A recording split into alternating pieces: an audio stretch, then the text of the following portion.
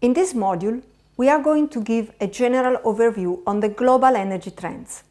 From a resource perspective, we will deepen the role of fossil fuels with special reference to the consequences of persistent low price, and we will discuss the potential of renewable energies and nuclear energy. We will also deepen some geographical analysis of the so-called BRICS, Brazil, Russia, India, China, and South Africa, and the energy perspective for the whole Africa continent. From other modules, we have already understood that the energy sector is today quite complex.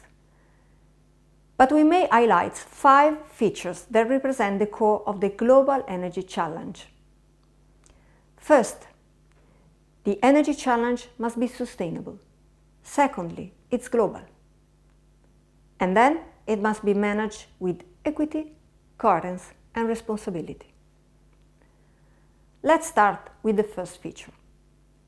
The definition of sustainability, as we all know, is quite debated, and it's often not easy to understand its meaning from a practical perspective. From an engineering perspective, we consider that the feasibility study is a mandatory precondition, which needs to come long before the evaluation of the sustainability of whatever energy strategies, processes, business models, or policies. Then, and only then, we can proceed to evaluate the economics, the environmental and the social impact of the proposed solution, debating long-term sustainability. Second feature, energy is nowadays more global than ever. By analyzing this graph, we see the trend of the global energy demand by fuel from the 70s up to today. The main outcomes are: demand is growing, and now it's assessed 13.5 gigaton oil equivalent. Fossil fuels are still the main source of energy, more than 80%. In the second graph, we see the share of the consumption in 1973 and in 2013, divided by region, which gives clear evidence of the changing in the role played within the sector by some regions. The main outcome here is that we have new players asking more and more energy. Second feature again, energy uses impact environment, and as we know, the global concern on CO2 emissions is rising. The main players contributing to the overall emission are here reported and compared to the situation in 1973. CO2 plays a significant role in limiting greenhouse gas effects, but it is not the only and army emission we have to take care of.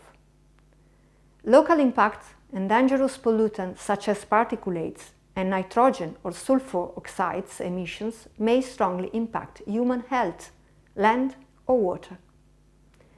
We need to preserve our environment at both global and local scale, keeping into consideration the different time scales involved.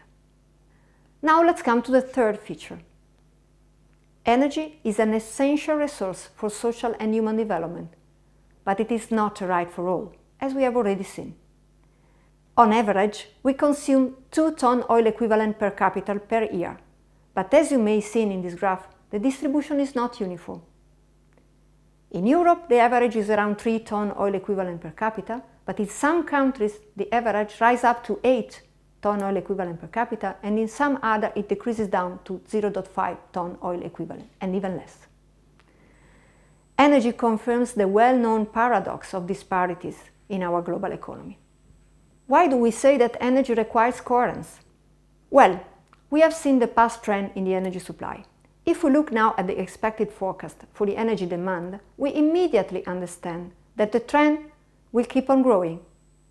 Different slopes, according to the 3 main scenarios identified by the International Energy Agency, are identified. The current policies is the as-is, the base scenario. The new policies scenario keep into consideration the implementation of the policies related to energy, such as the European 2020 policy. Finally, the ideal scenario is the 450 scenario, designed, as suggested by the IPCC, around the constraint to limit 450 ppm of CO2 in the atmosphere. None of these scenarios forecast a reduction to 2040 for the energy demand. Accordingly, with the current status of the technologies, we can see here the change, the variation compared to the current situation in the energy supply per fuel in the three scenarios mentioned before: the current policies, the new policies, and the 450 scenario, which we are now going to discuss with some more details. In the last scenario, renewable will be promoted at their maximum, and they will cover 30% of the global mix. A strong reduction in coal supply will be achieved, followed by a consistent reduction in oil. To compensate this reduction, gas will increase, and nuclear is due to increase as well. Another scenario has been designed by the International Energy Agency after Fukushima, providing that if nuclear will be reduced in the mix, the 450 scenario is nowadays not reachable, and the energy prices are due to increase with big consequences on the economy of emerging and developing countries. These trends are designed based on the current status of the today technology available in the market, and they may change over the next decades, thus allowing an even greater penetration of renewable. Energy requires responsibility at different stages and involving different players. There is a technological dimension where the objective is the promotion of efficiency, and the players are experts, engineers, and scientists. Then there is a political dimension where the objectives are the norms, the regulations, and the players are the policymakers. Finally, a non-marginal role is attributed today to the social dimension of responsibility, where the objective is the behavior of the people and the players are all the citizens without any distinction in their roles. With our daily behavior, we may strongly contribute to add additional benefits in the energy saving process implemented by technicians and policymakers, or we may even vanish them. A new energy culture needs to be thought starting from the primary school and needs to become an asset of our global society. The energy sector is complex. Under such a complexity, a single solution does not exist, but the different mix of innovative and integrated solutions matching local needs with local resources need to be unlocked to promote a sustainable energy future for the people and the planet.